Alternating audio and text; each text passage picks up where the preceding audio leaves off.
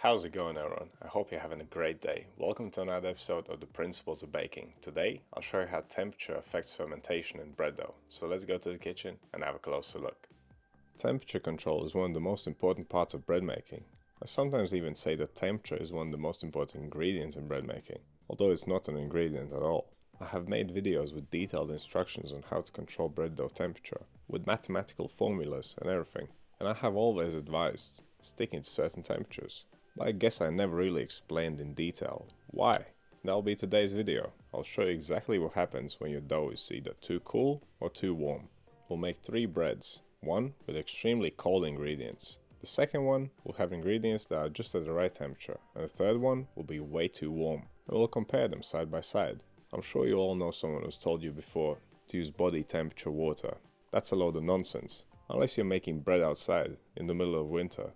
Now, to make this experiment as extreme as possible, I even got the bowls to different temperatures. The first one was in the freezer, the middle one is at room temperature, and I warmed up the final one in the microwave. And the same goes for the water and the flour.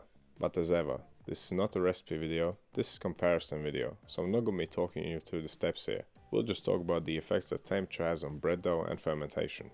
The ideal range of temperatures for fermenting wheat dough is about 24 to 26 degrees Celsius, which is about 75 to 79 degrees Fahrenheit. Of course, cold dough will ferment more slowly, and a warm dough will ferment more rapidly. And you may say, well, I want my dough to ferment quickly, right? But then I would ask you how you want it to taste, and what texture you want it to be. The longer you ferment your dough, the stronger the fermented flavor will be. It will have more character, the crust will be crispier, and the crumb will have more bite to it. Bread that's been made in just 2 hours will be bland and uninteresting, especially if it's just a lean dough made with flour, water, yeast and salt. If you want to make quick bread like that, you might as well go buy it in a shop. Now, on the other hand, bread that has been fermented for extremely long times can be too strong for some, but at least it will have some flavor. So that temperature range I gave earlier gives you a good balance of fermentation time versus flavor development. But of course, not all our kitchens are 24 to 26 degrees Celsius. That's impossible. And that's where you can start playing around with temperature control. If you live in a hot climate, or if your kitchen is quite warm, you can use cooler water, or you can even cool down the flour. On the other hand, if you live in a cool climate and your kitchen is quite cool, then you can use warmer water, or place your dough in a warm area whilst it's fermenting. When it's really cold in winter, sometimes I bring my dough temperature up to 27, 28 degrees Celsius, because I'm accounting for the fact that it will start cooling down as soon as I finish mixing it.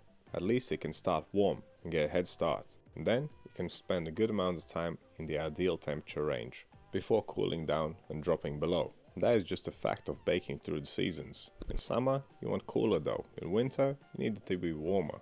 So let's take a look at what we got here. The cold dough is barely 20 degrees Celsius. This will take ages to rise, that is for sure. Now the second dough, with correct temperature control, is just about 25 degrees Celsius, which is perfect. And the third dough is about 31 degrees Celsius. So you can see how mixing affects the final temperature. We started off with pretty much frozen ingredients on the first dough, and still came up to 20 degrees Celsius. On the other hand, with the warm dough, we started with ingredients that were way warmer, and the temperature actually dropped during the kneading process. And as you saw, my kitchen is around 24 degrees Celsius, just for reference. Now we'll leave all this ferment for the exact same amount of time. We are following the fermentation rate of the dough with the correct temperature. And of course, as bakers, we are in control of the dough, even though it came out too warm or too cool. There are things that can be done to fix it. So what can you do to fix it? Well, the cool dough can be left to ferment for longer, or left in a warmer area. And the opposite can be done for the warm dough. There's another trick that you can use for dough that came out too warm. Once you have finished kneading it and realize that it's too warm, you can flatten it out, place it on a plate, cover it with some plastic wrap and pop it in the fridge or in the freezer for about 5 minutes. The surface of it will cool down rapidly. Then you can take it out of the fridge or the freezer, then knead it for a little bit longer to distribute that temperature evenly throughout the dough. And that can bring the temperature down quite reliably. But I'll not be doing that in this video, because I want to show you what happens if you just blindly follow the fermentation times given in any recipe. Quite a few people have left comments under my recipes saying that they didn't work. That's totally fine, but sometimes they say that the recipe didn't work. And the fact is that there's never anything really wrong with the recipe. You're the one making it, you're in control. And if it worked when I made it in the video, then surely it must work. If our dough temperature is not correct, if our kitchen is cooler or warmer, we must react to that. And whilst most steps and instructions should be followed when making a bread, fermentation times are just guidelines. They will be unique to your situation. So let's get back to our 3 little loaves here. They've gone through bulk fermentation with 1 fold halfway through. Now I've done the final shaping and started the final proof. And they are all rising, as predicted. The cold dough basically hasn't moved, and the warm dough is puffed up way too much by now. It's almost spilling over the sides of the tin, whilst the middle dough is just right. And that's exactly what we have been waiting for. And by the way, if you are enjoying these comparison videos, you can find quite a few more of them in the Principles of Baking playlist on my channel. I have compared different sugars, eggs, milk, fats, and you'll find loads of other useful information there. So check it out after this video. Right, so our loaves have been fully baked, and there's definitely some clear differences between them. We'll leave these to cool down and then have a closer look. Obviously the cold dough has not risen at all. It's basically the same size as it was when I finished kneading it. It would have taken many more hours to ferment. The 2 other loaves look quite similar, except the color. The warm dough loaf is less caramelized. This is partly due to the fact that the yeast has been eating through the sugars, and there wasn't much left to caramelize the crust. And although they are similar in volume, the shapes are different. The warm dough loaf doesn't have a nice domed surface. The rapid fermentation breaks down the gluten, weakening the dough. So instead of rising vertically, it spreads out more sideways. Now that may be possible in a thin loaf, like we made here. But if these were freestanding breads, the one on the right would have been flat as a pancake.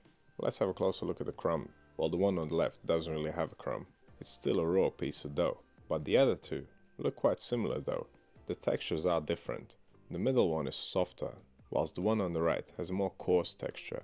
So looking at them, the only thing that gives away that the one on the right is over fermented is the shape of it. Now you can see that flat top even clearer than before. And don't get me wrong, both of these are totally edible. And I always say, it's better to over ferment than to under ferment. When it comes to bread, there are few things worse than extremely chewy crumb. Temperature control is not hard, and being in control will give you consistent results every single time. And once you get a hang of it, you won't even have to do any calculations. I use cold water from the fridge 80% of the time. So what are your thoughts on this? Do you pay much attention to temperature control when making your bread? Let me know down in the comments. See more videos like this one? Click over here. Subscribe to the channel. Click right here. But that's all I have for you today. Thank you for watching, and I'll see you in the next one.